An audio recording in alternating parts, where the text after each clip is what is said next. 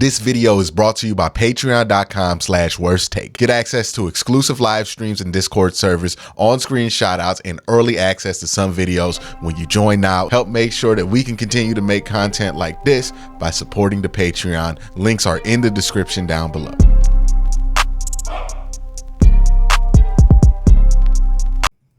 Well, Cam, your job never gets boring. I'll at least give you that. You always have something new to cover. Deshaun Watson shoulder saga took a turn in what feels like the right direction. We got some answers that we've been wanting for a very long time about what happened going into that game Sunday. An explanation, I don't know why it took them so long to give us, but hey, we got it, I guess, but really, just like they could have told us that on Monday. I don't know why they didn't. It literally cost them nothing. That was, no. Look, you don't win every PR situation, I guess. You know what I mean? And then we also saw Deshaun Watson throw. I have been more cautious about this, where I'm like, he's probably going to throw today. Do you think he's going to practice? Well, this is going to go up Friday. So do you think he's going to practice today on Friday again? And how many practices do you feel like the coaching staff wants to see, or the medical staff wants to see, before they feel okay about him playing in a game? Yeah, I think Friday will depend. Friday depends on what the rest of practice looked like for him Thursday. Right. So we saw him in the open portion. He was limited even there, just kind of getting warmed up, throwing with some trainers, and then moved over to some handoff drills, moved over to some short routes with the tight ends and receivers, and then did threw a couple deeper balls. And he was able to kind of get himself going there a little bit we're only out there for a short amount of time, but as that practice went on, that we were out there, some of those deep balls started a little short, a little low, just like you could tell there was just wasn't there. He wasn't hitting where he needed to. He got there a few times while we were out there. So that was promising. So I think Friday depends on what the rest of that practice looked like for him, how, when he wakes up Friday morning, how that shoulder's feeling. If there's any swelling, if it's a little sore, if there's pain, if there's inflammation, you don't want to do any backtracking, right? You want just forward progress. So make sure he's feeling good. But I think that I would assume that he's probably to a point where getting him out there outside working on throwing is an indicator that he has made enough progress through the medical portion inside the week before that wouldn't necessarily be a risk. So he should practice if that is all said and done. No lingering pain, no extra swelling, no impact from Thursday. And then as for how many practices they'll need to see, I don't know that there's a number. I don't know that they need a number. He needs 3 practices in a row and then he's good to go. I don't think that's the case. I think it's more, they need to see him put that zip on the ball. They need him to be able to throw a high velocity ball back to normal, put the ball where it needs to go on those deep passes. Because again, today Thursday, there's some that were low and short, and you don't want that. You can't. That's not him being able to throw the way that he needs to be able to throw in a game. That's what they're looking for. They've said they're not putting him out there until he can throw the way he needs to throw. So to me, that Thursday's practice was an indicator that he's not ready. Now, Friday's practice, if he's able to go and to look a little better, I think that gives him the ability to be an option for Sunday. But I still think if it's kind of in question there, they're game planning for PJ Walker. They learned their lesson. So PJ is taking the majority of the reps. Took the majority of the reps on Thursday. So Deshaun got some work in, but it was mostly PJ Walker and then Dorian Thompson-Robinson behind him. They're preparing as if it's PJ Walker, which is what you have to do. It's what they didn't do against the Ravens. It's what they did against the 49ers, and it was successful. So you have to prepare as if it's PJ Walker against the Colts. That has to be kind of the focus, because Deshaun Watson can get plugged in to a game plan. It's much harder to plug in PJ Walker to Deshaun Watson's game plan than it is to plug in Deshaun Watson to the game plan you had when it was PJ Walker. So I think that's where they're at with it. And we'll see what happens on Friday. But if he can go on Friday a little more, I don't think he's necessarily ruled out right away. Just a wait and see game, like this whole injury. Yep. And the interesting thing with PJ, and I don't think people assume this because PJ is such he's a backup and people assume a certain play style from backups. But if you watch PJ a lot, him and Deshaun kind of have similar mentalities about this, right? They both love to push the ball downfield. They both want to attack. They want to give guys chances to win on 50-50 balls. So it makes sense in this kind of a situation where, so will they, won't they? You're just going to go with PJ over like a DTR, where I think DTR requires a little bit of a different approach. He is somebody who's more of a traditional kind of Kyle Shanahan. Like, I always say this and people don't see it, but I see it in the film all the time. DTR is more like Brock Purdy than he's like Deshaun Watson. Like, he is more of a get it there on time, throw with anticipation, take what's there kind of quarterback versus somebody who's going to be aggressive out of empty and want to play that way, right? I think DTR would be more successful out of like 12 and some 11, but 11 out of heavy fronts instead of being in that like empty 11 that they like to be in when it's Deshaun. So I think that switch makes sense there as far as play styles goes, because PJ does the same stuff as Deshaun, just Deshaun does it at a higher level. Now, did you get any word on like who took, like Deshaun was limited. So like, I assume he wasn't taking first team reps or anything like that. He was just kind of on the side for the team stuff. I think there was a little bit of mix.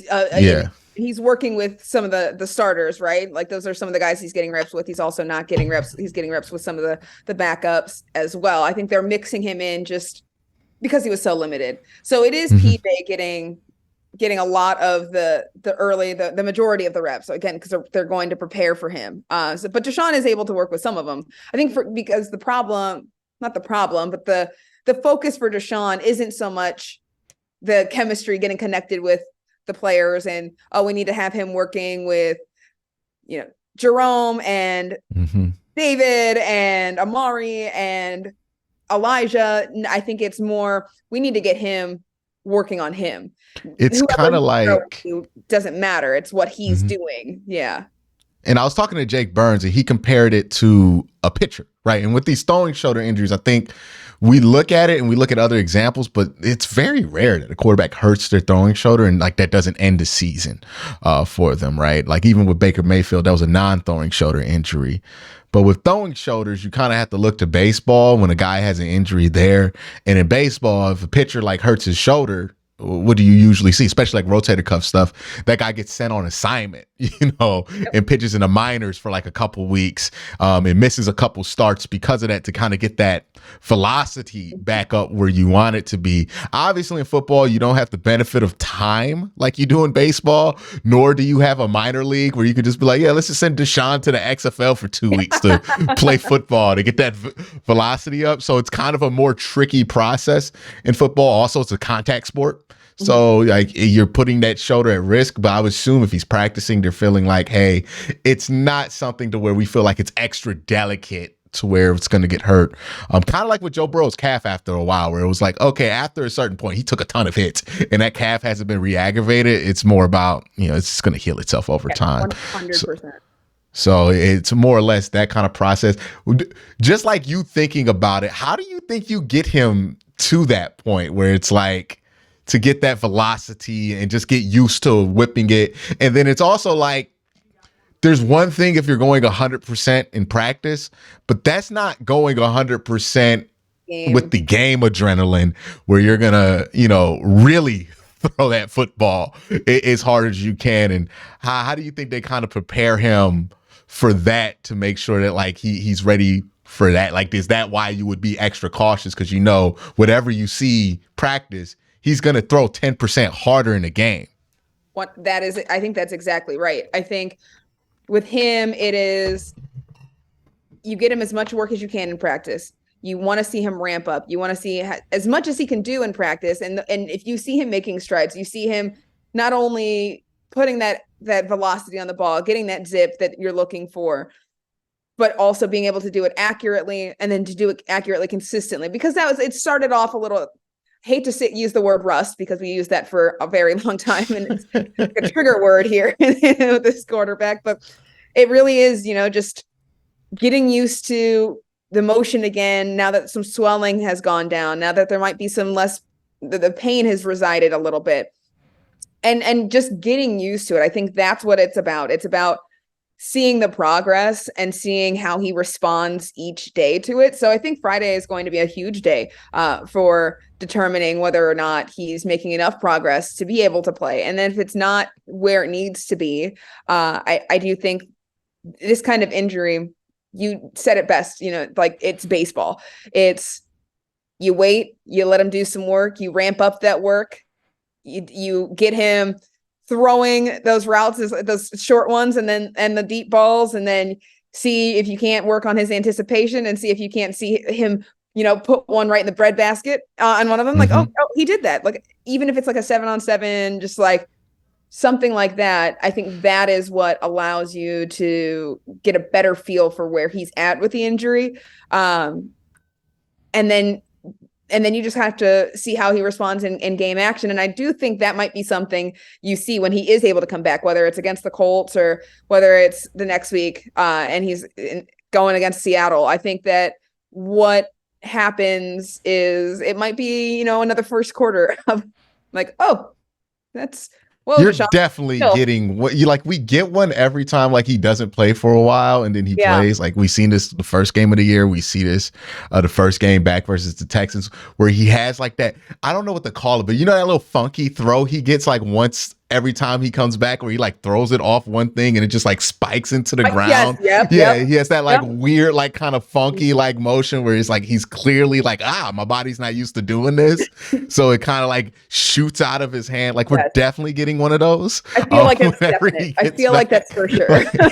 like it's gonna happen that first bootleg to like Njoku. He's gonna like and overhold the ball or something weird like that. Whenever you can always tell when he adjusts his mechanics because he's trying to like outsmart the weather or outsmart the rust, and he adjusts his mechanics to kind of like outsmart it.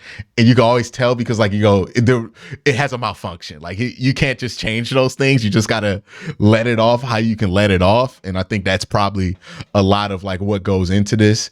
What do you get like? Just the feeling, how does Deshaun feel about this injury? Like, is this something that he feels like he can play through at this point? Or is this something where he's just like, he also frustrated with the start-stop nature of this? Like, do you sense that from him?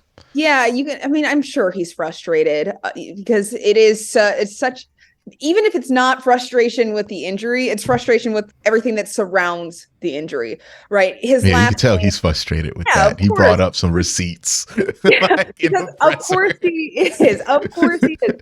Look at what so you get week 1, week 2. He's taken all these hard questions, and rightfully so, because the offense played abysmal in the second game. And so week 3 comes around. He puts together 3 great quarters of football. And you finally think, okay, this is it. This is what Deshaun Watson look like. This is what the offense can do. And this is how they can operate when he is playing the way that he needs to. And then you go into the Ravens week and it's, oh, wait, he's injured. And then he's out. And then bye week. And then he's out again. And that one was even in the 49ers game, great win, but he doesn't get to talk about that, right? He doesn't get to talk about the success that they had because he wasn't out there. He wasn't a part of it. So he has had 1 week, which was the week leading into his injury and right after the game, of being able to really feel good all around, not just on the field, but like in the locker room, at the podium, just feel, and on social media, I'm sure, just being able to scroll. Like he had 1 week of feeling good, and then it's just back to not even a week, Cam. It's not even a week. He had one day, like Monday, and I think that was like his birthday weekend, ironically enough. So like he had his birthday, and then like Tuesday he wasn't throwing. Like it started Tuesday of that week, so he didn't even get the week. He got like a day. And what do you do when you have that? Like that's got to be exhausting. That's got to be the most frustrating part. And then you add to it, the physicality portion of it. Your job is to be physical, and your body is not responding the way you want it to. And you think I can play through this, but then do you risk it? You have people telling you this and you have people telling you that, and he's played through pain before, and so it's not as if he hasn't done that before. So it's then you've got to think, okay, well, now people are questioning his toughness, and he's got to think to himself, well, what about the track record I've given? It's got to be frustrating, and I wouldn't fault him for being frustrated at all, but I do think that he has embraced what he's being given to him. I mean, they're all on the same page. They gave him a plan. They gave him the rehab process, what they are looking for, how to approach it. And I think that he's just embraced that, because at the end of the day, what else is he going to do? But I don't think doesn't seem to be any like discourse or anything with like, I don't think I need to do this. I don't think I need to do that. I think that everyone is really on the same page right now. After they've gotten some answers with it, and they've seen how this has progressed and how it can unfold. I think it took a little bit of navigating, but everybody is on the same page, and he's getting where he needs to go. And you're finally starting to see that progress, which takes away the frustration, because now there's a light at the end of the tunnel. We see what needs to happen. We know what's going on. And even though it's a waiting game, even though it's still a little frustrating with the back and forth and just kind of having to see when that shoulder is going to be good, I do think there's knowing that there is progress made, and seeing him back on the practice field on Thursday and seeing him able to take those steps alleviates a little bit of that frustration and gives you something to look forward to and a clearer picture of how this is going to unfold in the future. I have a little bit of an interesting take here, where it's like, I think it's going to be a hindsight 2020 take, because we're going to try, like, as this goes on, and if this goes the right way, we're going to completely forget how we felt the last 3 weeks, right? We're going to forget where people were at. Exactly. But I think at the end of the season, we can legitimately look back at this and be like, hey, like, if something had to go wrong, we're really fortunate it went wrong there, because he missed 2 games. Well, he's probably missing 3, but still, he's going to miss 1 less game than he would have if this happened on a non-bye week thing. And then also, you did it during a stretch of non-division games. So I think, he probably will be back by Baltimore at the very least, if not even before that. But he did this before he had to play more division games, and you lucked out. You got that San Francisco win. If you can get a win between Indy, Seattle, and the Cardinals, which those aren't guarantees. Those are all good teams. Well, those are all good enough teams. And your offense has been bad enough. So, I wouldn't count anything automatically in the win total for them. But if you can get a win there, or even multiple wins there, and you can get out this stretch positive, or just even, the real fortunate time for this to happen, right? If as long as nothing else pops up for the rest of the year, it's just going to be hilarious if people say that, because I'm like, y'all weren't acting like that at the time. Nobody was. This is why hindsight is always hilarious, because everybody's a genius in hindsight, right? But it's one of those things. The one thing I when we first found out about this, right? Me and you, we were like, oh, maybe we'll look back at this and laugh in like a week and a half. And then it's like, maybe 2 weeks and 3 weeks. Maybe by the end of the season, we'll all be able to look back and be like, well, that was a weird little blip in the season. How funny was that? But right now I think it is one of those things where it's hindsight 2020. We'll figure out maybe this is not as bad as it seems. And the first time he comes back, if he plays well, it erases everything. It always does. It always does. And so, like, even just him being at practice today, I think it erases a lot of things for a lot of fans. Practicing Thursday, the fans definitely have a little ease. He talked on Wednesday. He practices on Thursday. There's a less of a sense of vagueness and conspiracy. He's there. He's in the building. You can see him. You've got eyes on him. There's video. He's throwing. He's back. It's not hush hush. This is what it is.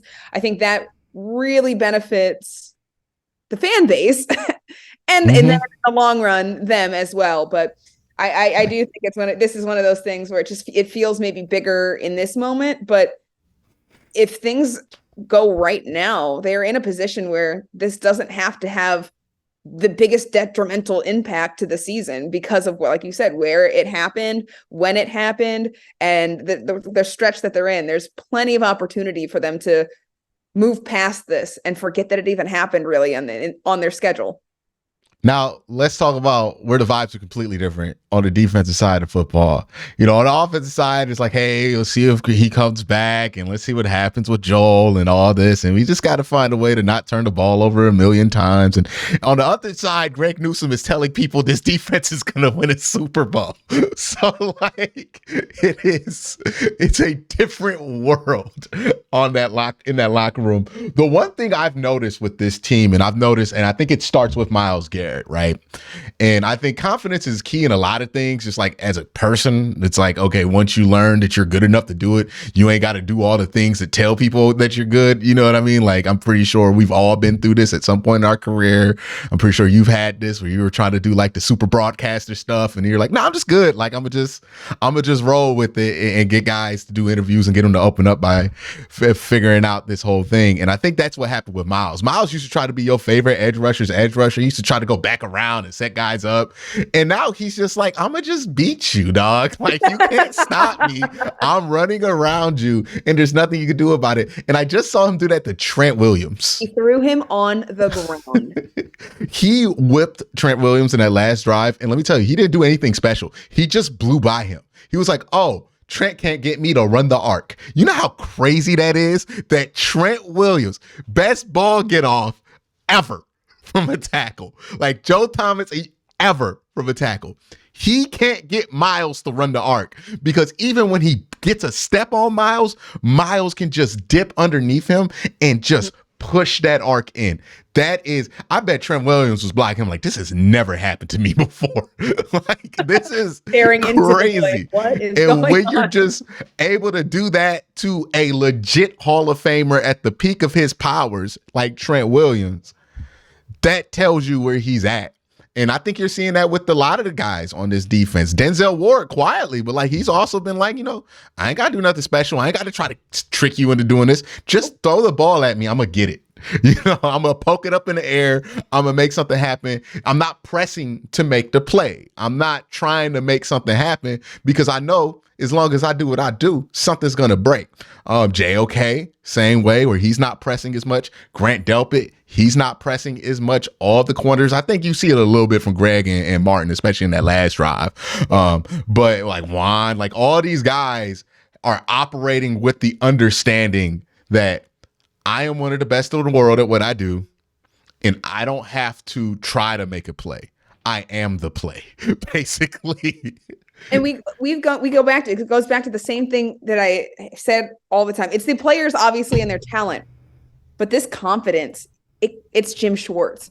It is the buy-in from Jim Schwartz. Jim Schwartz has all of these guys understanding who they are, confident in what their role is every game, confident in their abilities. That is what he has been able to do to this team. It has been within all of these people, right? All of these players have had this ability. You know what they're capable of. We know that Myles is one of, if not the best edge rusher in the league. We know that Denzel Ward is crazy lockdown, right? He's the warden. That's the reason he got his nickname. But there were moments where you don't see that. And it's like, there's question marks. And now you're seeing them understand who they are and embrace that. And it shows up in their play. And it doesn't hurt that the Browns made so many moves that have really complemented what they already had on this roster.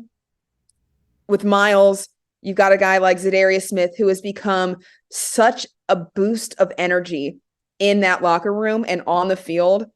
You've got guys like Obo Okoronkwo who have just provided so much into the rotation, to the way that Myles is able to get there. When you move Myles around, you can line him up all over the place, right? And you got Obo on the edge, and he's so fast that pressure that he's able to create, and even the movement he's able to create to show the quarterback, oh, he's coming in, he's quick, he's got such a quick get off that it opens up that line. And then, I mean, we could just talk about the defense and the positions all day, but really on that line, that interior, Dalvin Tomlinson, the impact that he has made, and I think he's bringing the best out of, guys like Jordan Elliott who are out there.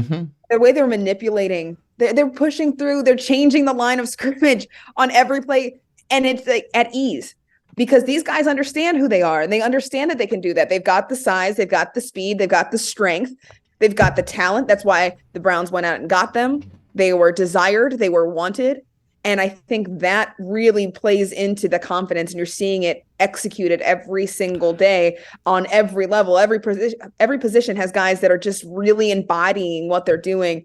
And because of what Jim Schwartz is able to do with his defense and the scheme that is just crashing the boards with the defensive line, and then the trickle down effect, it gives guys a really important a sense of importance in every single play. Because if the defensive line doesn't get in there, if the defensive line doesn't go in and make contact with the quarterback, and he is able to get that ball off, if it's going to be quick, it's going to be up to the linebackers. Okay, look for those short passes, get in there, make that pressure too. If he's able to get the ball off, okay, then it's time for the lockdown. Now your corner is your safety. You got to be there. And I think that sense of importance and understanding that your role isn't just, just to be out there for nothing and not understanding it. The importance of you executing on every single play because they're causing chaos up front, and then it could trickle down and be on you. I think that has been something this team has really rallied around, and it's gotten them to play the best that a lot of these guys have ever played. I think that's huge, and you're seeing it. Obviously, the Browns lead the league in how many different categories, right? Like, the defense is just, it's been the real deal. I think it starts with Jim Schwartz and it trickles down into all of the different talent they've added to complement the talent they already had. And it's just, it's really something to see it kind of come together and week in and week out. Yeah, and you know what they added too? They added some veterans that you mentioned whose success is accessible to young players, right? I think you're seeing a similar improvement with Alex Wright, because it's not just Miles telling him what to do anymore. And Miles can't, like, it's like Jordan can't teach you how to play basketball because you could just do stuff that nobody else can, right? Kobe wasn't teaching anybody to play basketball. LeBron is not going to be a great basketball coach, right? Like he just is too capable. But somebody like Za'Darius, very much like Alex Wright, a late round pick, somebody who had to figure it out, not the most athletic guy, but had size. And for Alex Wright, that's a guy you could watch go, oh, that's something I can do. Right? Because you see Miles is just whipping Trent Williams. You can't do that. Okay? Like, I don't care. You're not born that way. But you see somebody like Za'Darius, and I think also what they did by getting those veterans is they got what I like to call some guys who are great accessories to crime. And what I mean by that is Anthony, oh my God, I'm blanking on his name, the linebacker. Anthony Walker. I cannot believe I blanked on his name. Anthony Walker is not going to get a ton of sacks. He's not going to be the guy with the gun. But he is the guy holding the door open, waiting for the cops. Like, like the same thing can be said for Ronnie McLeod as well. Dalvin Tomlinson does a lot of this. Even though this week he was asked to kind of attack more, and he did a good job. And Miles was kind of asked to be the accessory to crime, right? So you have guys who are great accessories to crime. Whenever you see a big Miles play, Anthony Walker is maintaining some kind of gap that is forcing that quarterback to run to Miles, right? That's what I mean. Is a great accessory to crime. Anthony Walker, when you look at the JOK stuff, the reason JOK can fly like that is because Anthony Walker going to be where he's supposed to be. Yep. Right? He doesn't have to worry about creating a bust if he shoots on something, because he knows AWalk can handle his responsibility and then take his if he needs it to, because he's a good accessory to crime. Same thing with Ronnie McLeod. The reason you're seeing the most out of Grant Delpit is because Grant knows that he can be free because Ronnie gonna be right there. Ronnie gonna be where he's supposed to be. Ronnie gonna make sure that this person Ronnie gonna get the call in. Ronnie gonna tell the DB to push. Ronnie gonna slap the defensive lineman's butt, tell him to slide over if it has to. Ronnie got that. Ronnie and AWalk got that. You just worry about being where you wanna be. I'll be where I gotta be, right? And that's where AWalk and Ronnie, like, they're just great accessories to these crimes. And even Juan Thornhill, to a point, Juan Thornhill is somebody who's capable of both, right? Where he can crash down, make a play, or he can, like, stay back, force somebody into a one-on-one throw, and let Denzel be Denzel, or let Martin be Martin, or let Greg be Greg, right? It's that is the most important part, because we've had these star players before, right? We had these guys last year, but what we didn't have was Dalvin Tomlinson, an accessory to crime on the inside. We didn't have, well, we had A-Walk, but he got hurt very early last season, right? Ronnie McLeod wasn't here last year. Juan Thornhill wasn't here last year. You had a lot of dudes who are trying to commit defensive crime who had no accessories, right? Like, who had nobody to hold the door and drive the car, right? We wasn't getting away with these crimes. We was getting caught. We was out here trying to freestyle it. Now it's more of a operation. You got the door, I get in the car, boom, we out of here in 30 and we got the money. That is what this defense is able to do, because you need dudes like that. You need vets who are like, oh, this is my role. I'll play. Cavs are a great example of this. And I keep using basketball as an example because I think it's like a clear game to understand for a lot of people. But like, LeBron was able to hit his peak in Cleveland when he had J.R. Smith in the starting lineup, because J.R. Smith spread the floor and played a little defense, and that really allowed everybody else to be super, right? That allowed Kyrie to get the ball on the wing and dribble drive. That allowed LeBron to do stuff he was doing. That allowed Kevin Love to be a spacer on the outside, and allowed Tristan Thompson to get that space inside to be able to operate in what he was doing, because you need accessories to crime. Like, the superstars are cool, but you got to figure out. That's what the Cavs are trying to figure out right now, right? If you look at their roster, it's like, okay, who gonna be our accessories, right? We got our main guys, Donovan, Evan, DG. Is more about finding out who are the right pieces to put around them.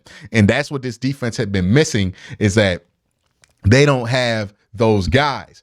Offensively, you could even make the point that they need those guys offensively in order to get to where they want to be.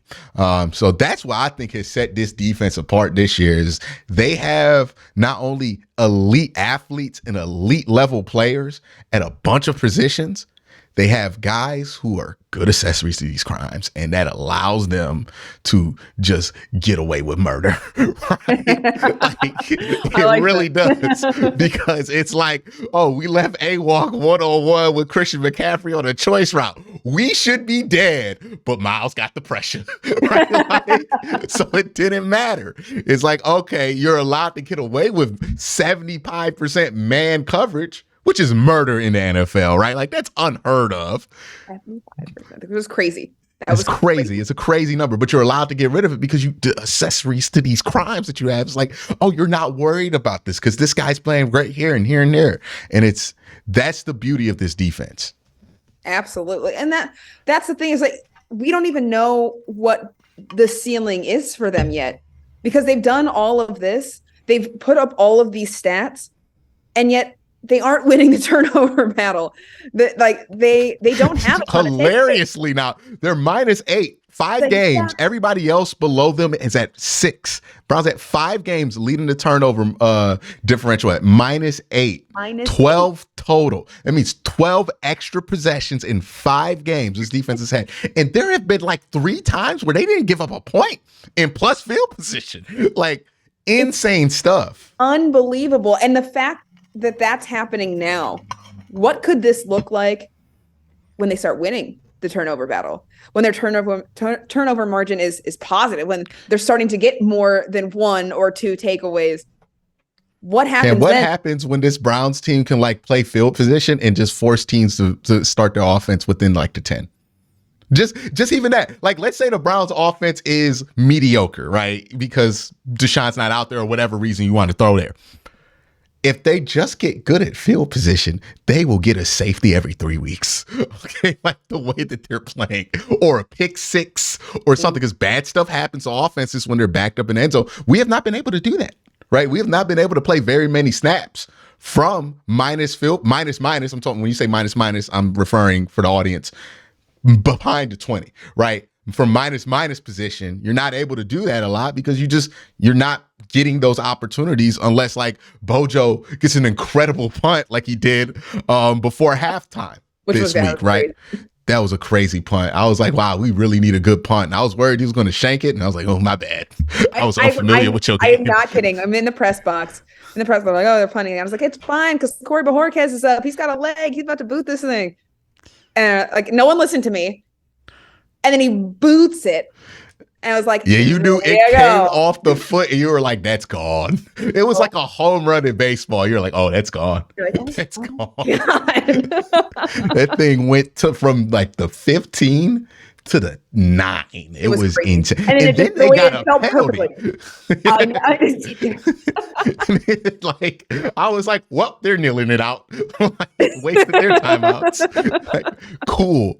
Good job. I guess that's why a punter is kind of important. All right. Thank And you, they got Corey. one, man. Yep. He's got a leg. Oh my gosh. Yeah. You ain't gotta worry about. Look, the only time you worry about Corey is sometimes he's too strong for his own good, and he'll punt something out the back of the end zone, and it frustrates you. But look, when you backed up at the 10, Corey got you there. You just get it blocked up. He gonna get that thing out of there because his leg. I remember seeing that at Campbell. It's incredible. That leg is incredible. And it's so rarely like do you get like a botched punt from him or something that's like pretty short. Like it happens where you're like, oh, that wasn't great, but that's the rarity, and that's what you're looking for. That he's so consistent with his ability to really put his leg in it. I think that's just he's a guy that a lot of people don't talk about. I think there's some question marks with like the stories about him holding and was that impact the kicker. I think that really took away from like the value that he has provided this Browns team. I think he's a really, really good punter, and that doesn't get talked about a lot. It should. More special teams. let's actually talk about the special teams before we wrap up here because I think they've done a great job. I thought Jalen Darden. I think unsung hero in that game. Oh my goodness, Cam. Like I complain about this every game where I'm like, we just suck at punt returns, like for whatever reason.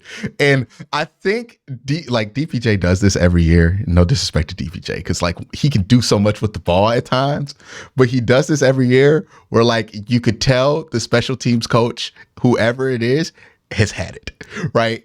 And when he caught that ball at the 4 and then tried to run it back and it was raining, I was like, nah. I had it, and the next thing I know, Darden's back there for punts because he was only there for kick returns at the beginning, but all of a sudden now Darden's returning the punts to him. Like, yeah, I know why that happened. Like, because for whatever reason, like the logic that like a lot of these guys use for like when I catch it, when I don't, is off. Like that Pittsburgh game drove me crazy. Oh my God, it was about to drive me crazy in this game, and then Darden got in there. I'm like, he's even getting 10 yards on the return.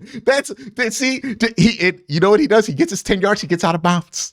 You know what I mean? He's not going to risk the ball. He's going to take what's there again. I'm like, this is the guy who should be returning the punt. I'm like, yeah, Darden's got to be active, dog. Like somebody's got to go. I'm sorry. Like he's got to play. I hope he can tackle. Like who cannot tackle on the other side? Let them be inactive. Like he need to be active because he can catch it.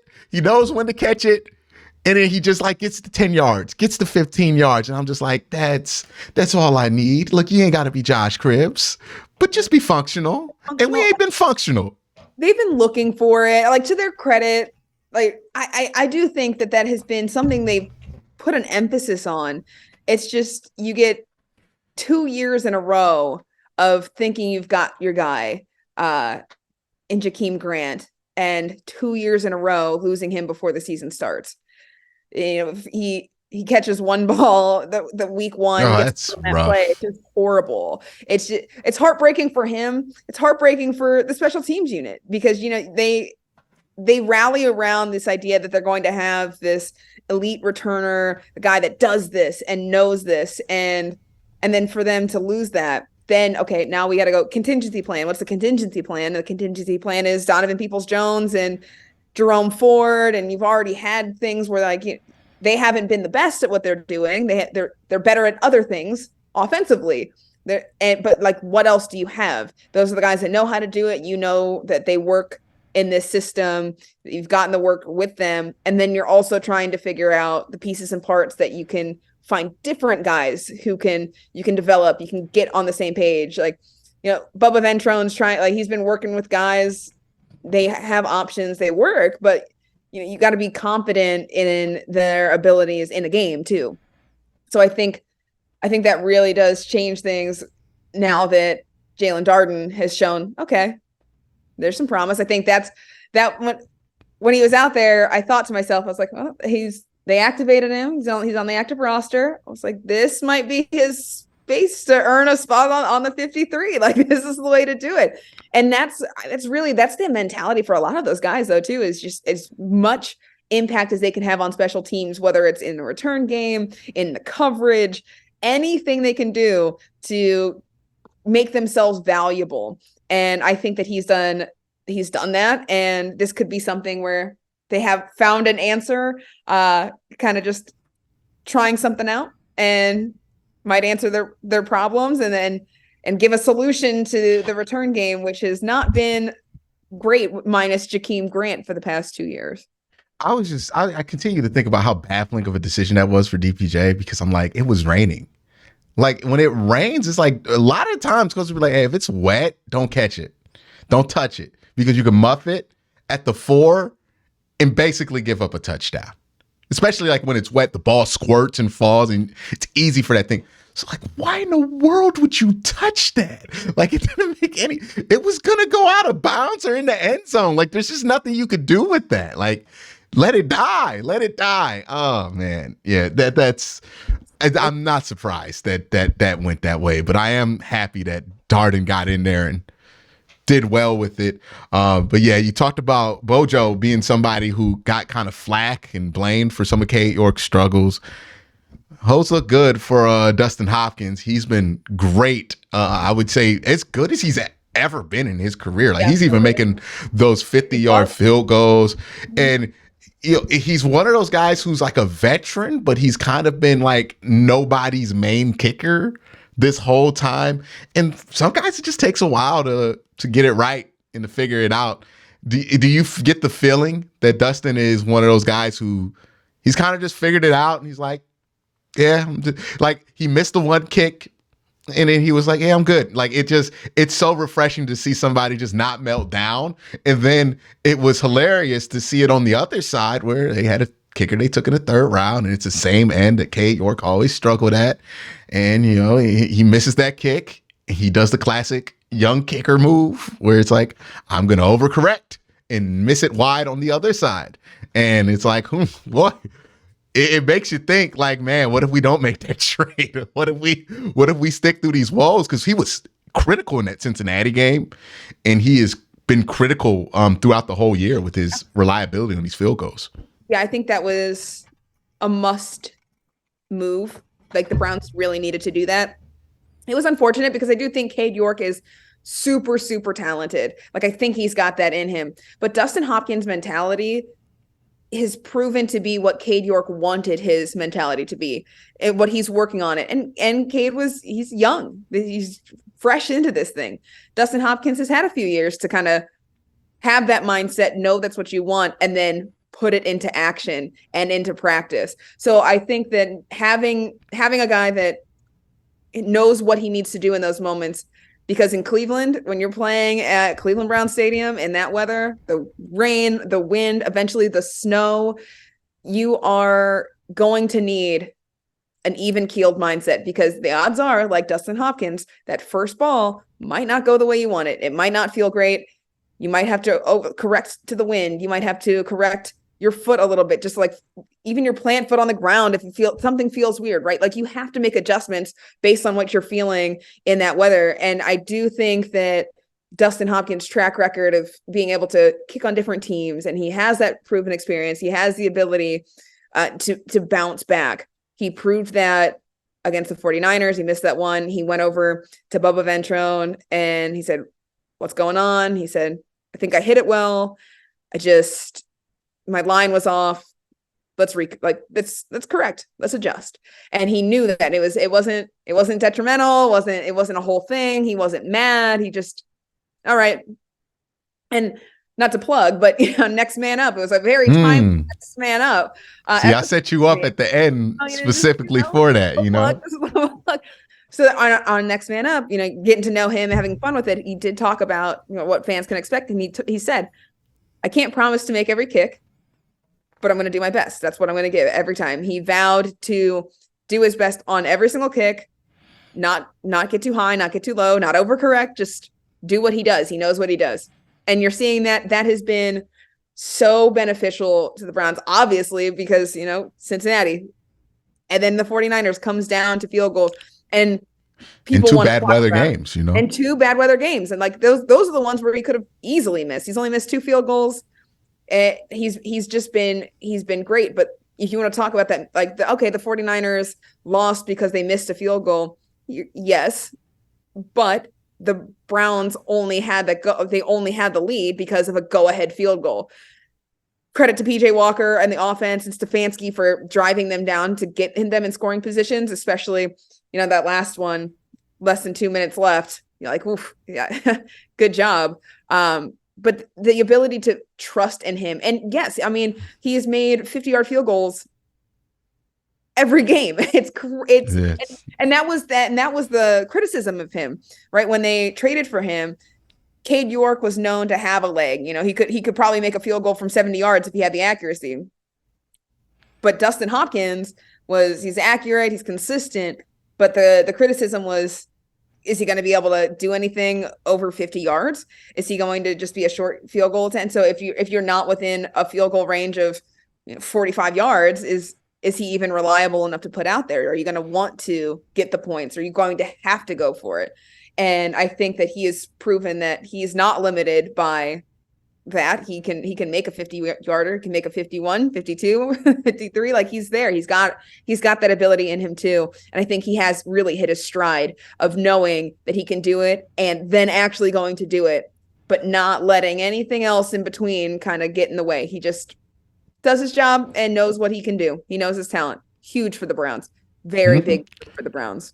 You got the special teams operating with a level of confidence. You have the defense operating with a level of confidence. If we could just get the offense to operate on that same level of confidence and not get downfield on the screen to Njoku for like the 4th time, not hold when you don't got to hold, Wyatt. Oh, okay, like not make these little mistakes because you're not confident that you could be successful, right? If we could just get that, when Deshaun was in there, he was pressing downfield a lot, trying to prove something.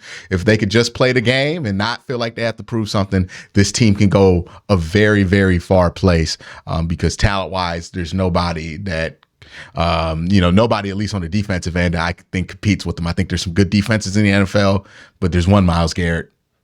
And we got that guy. So, it is what it is. But Cam, thank you for coming on. Make sure you check out Next Man Up with Dustin Hopkins. Is that up yet or is that coming up? Yeah. That's up. Awesome. It's on Twitter. It'll be on Instagram here soon. I got to get better at posting. It's on newsfightcleveland.com, all the places. That's a good one. It's the best one yet. For sure. Oh, it's the best one yet. You guys got to check it out. Make sure you follow Cam at Cami Justice, Cam, CAMI Justice on Twitter. Make sure you follow her there. She has, I still think, some of the best footage she got like in the regular landscape aspect ratio, so you don't gotta watch it on your phone. She has the best practice footage of all. So I think if you want to get in on that, make sure you check it out. And when Amari Cooper's not breaking the news, Cam right there. You know what I mean? Like you gotta compete with Amari now. Yeah. Amari came out there with the scoops. He's like, yeah, I think he gonna practice. Like, what? It's hilarious that it's Amari Cooper that said that too. Like, I know, right? Amari does not talk. No, he got confidence the past couple of games, and now he's cooping people. Look, Coop is operating with the level of confidence I could only dream that the rest of this offense would. Maybe that's where it starts. Maybe that's where it all starts. You look, around Amari Cooper in this confidence, and you can go places. Coop is playing like I'm getting at least 12. Like, you know what I mean? Like, that's how Coop is playing. Like, I'm at least get 12. I remember hearing him when he first got traded to you. He was on a podcast with like Cameron Jordan, and he was talking to Cam Jordan about getting traded to the Browns. It was like, oh, you got traded to Cleveland. Nobody wants to be there. He's like, shh. I only care about football. And let me tell you something. They about to get me the ball, dog. I'm about to. And then he started asking these questions you only ask when you confident. He's like, y'all ever think like y'all could finally get them stats that you always felt like you could get? like he was like, yeah, I'm about to get this. He basically was talking like, I'm about to get this money. Like, because remember, basically a contract year for Coop. Like, he's about to try to get paid one more time. And he went up and over somebody. I ain't seen Coop do that since he played Florida. Okay, like, Who's this man? like he was in the SEC the last time I saw him do that. So Coop playing some of his best football. I think this is the best he's been, to be honest. Like, so confident with his routes, just making guys fall every other time. He's not as fast down the field as he used to be, but it don't matter. He is just nasty with those routes. It's almost like when Larry Fitzgerald started to age, but it's like, nah, he's still Larry. Like, it's starting to feel like Larry for him. You know what I mean? Love that. Definitely. But thank you guys for watching. Y'all have a great day. Have an even better night.